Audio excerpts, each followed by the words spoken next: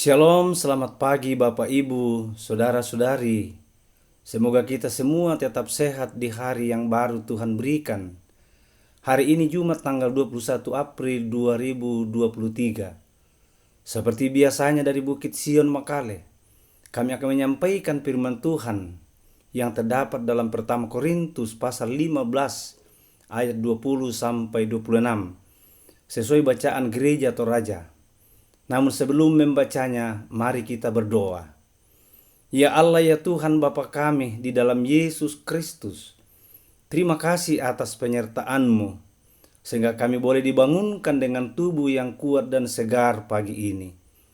Namun sebelum kami melakukan segala tugas pekerjaan kami hari ini, kami akan mendasarinya dengan membaca dan merenungkan firman-Mu. Karena itu ya Roh Kudus, terangilah hati dan pikiran kami, agar kami boleh mengerti dan memahami firman-Mu ini. Ya Tuhan, berfirmanlah kepada kami, karena kami sudah siap sedia mendengarkan firman-Mu. Dalam nama Tuhan Yesus kami berdoa kepada Bapa di sorga. Amin. Firman Tuhan yang kita baca terdapat dalam pertama Korintus pasal 15. Mulai ayat 20 sampai ayat yang ke-26. Pertama Korintus pasal 15 ayat 20 sampai 26, di mana Lembaga Alkitab Indonesia memberikan perikop kebangkitan Kristus. Tetapi yang benar ialah bahwa Kristus telah dibangkitkan dari antara orang mati sebagai yang sulung dari orang-orang yang telah meninggal. Sebab sama seperti maut datang karena satu orang manusia, demikian juga kebangkitan orang mati datang karena satu orang manusia. Karena sama seperti semua orang mati dalam persekutuan dengan Adam, demikian pula semua orang yang dihidupkan kembali dalam persekutuan dengan Kristus. Tetapi tiap-tiap orang menurut urutannya. Kristus sebagai buah sulung. Sesudah itu mereka yang menjadi miliknya pada waktu kedatangannya. Kemudian tiba kesudahannya, yaitu bila mana ia menyerahkan kerajaan kepada Allah Bapa. Sesudah ia membinasakan segala pemerintahan, kekuasaan dan kekuatan. Karena ia harus memegang pemerintahan sebagai raja sampai Allah meletakkan semua musuh di bawah kakinya. Musuh yang terakhir yang dibinasakan ialah maut. Amin firman Tuhan. Dari keseluruhan ayat bacaan ini diberikan sebuah tema atau judul untuk kita renungkan yang bunyinya, jangan ragukan, atau yang dipuka dalam bahasa Toraja di kuah da'am mubata, jangan ragukan. Bapak Ibu saudara-saudari yang sama dikasihi oleh Tuhan, sesuai dengan konteks pertama Korintus pasal 15 ayat 20 sampai 26 yang baru kita baca ini, menyebutkan kebangkitan Kristus sebagai buah sulung, tidak mengandung arti ritual, bukan pula sekedar keterangan kronologis bahwa Kristus adalah yang pertama. Yang ditekankan adalah Kristus sebagai pokok kebangkitan.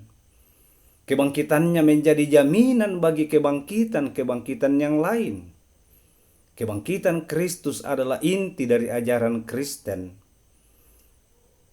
Dan itulah mengapa kita beribadah pada hari Minggu, untuk merayakan kebangkitan Yesus yang bangkit pada hari Minggu itu.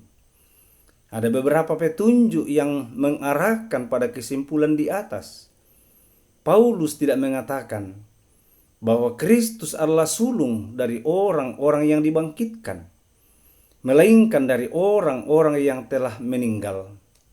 Maksudnya, kebangkitan Kristus berkaitan dengan seluruh orang yang sudah atau yang akan mati di dalam Dia. Ini bukan tentang satu kebangkitan yang mencakup kebangkitan-kebangkitan berikutnya, tetapi satu kebangkitan yang memayungi seluruh kebangkitan, baik sebelum maupun sesudahnya. Bapak Ibu saudara-saudari yang kekasih, Kebangkitan Kristus adalah jaminan keselamatan bagi orang yang percaya kepadanya. Kalau kebangkitan Kristus diperhatikan dari sisi waktu, Kristus memang bukan orang pertama yang dibangkitkan oleh Allah. Ada banyak orang yang sudah mendahului Kristus dalam kebangkitan, baik dalam perjanjian lama maupun dalam perjanjian baru. Misalnya kita lihat dalam pertama Raja-Raja pasal 17 ayat 17 sampai 24. Dua Raja-Raja pasal 13 ayat 21. Maupun dalam perjanjian baru misalnya kita lihat dalam Lukas pasal 7 ayat 11 sampai 16. Yohanes pasal 11 ayat 38 sampai 44. Jadi, keunikan kebangkitan Kristus tidak terletak pada keunggulan secara kronologis. Jika demikian, kebangkitan Kristus tidak boleh dipandang sebagai sebuah peristiwa tunggal yang terisolasi. Ada dampak yang luar biasa besar dan fundamental dari kebangkitan itu. Kebangkitannya merupakan permulaan dari kebangkitan semua orang percaya di segala tempat dan abad. Kebangkitan tersebut sekaligus menjadi permulaan dari pemulihan segala sesuatu. Jika Kristus tidak bangkit, maka kita tetap tinggal di dalam dosa yang mengakibatkan kita terpisah dari Allah, yang membuat kita binasa. Kebangkitannya menjamin pengharapan, sehingga hidup kita tidak menjadi sia-sia.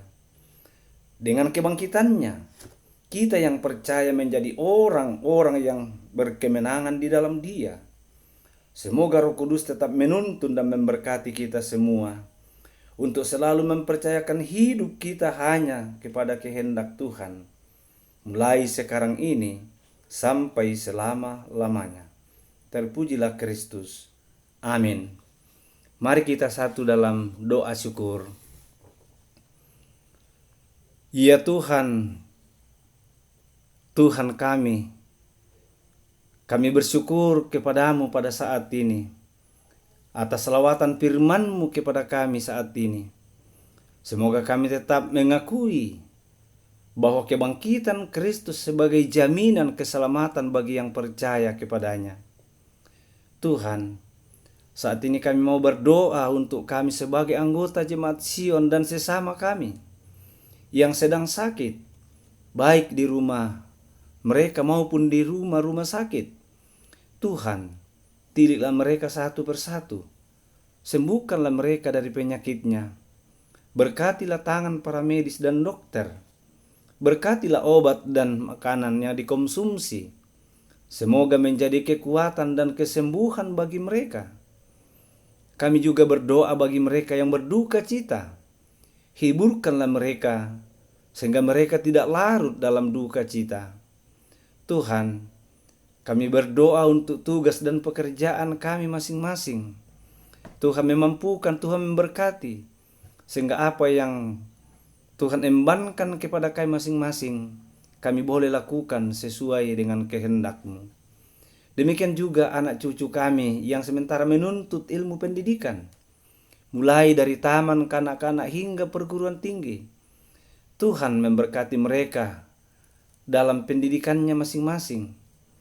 Tuhan memberkati mereka dan menjauhkan dari segala hal-hal yang tidak berkenan kepadamu, khususnya pengaruh masa muda yang tidak bertanggung jawab.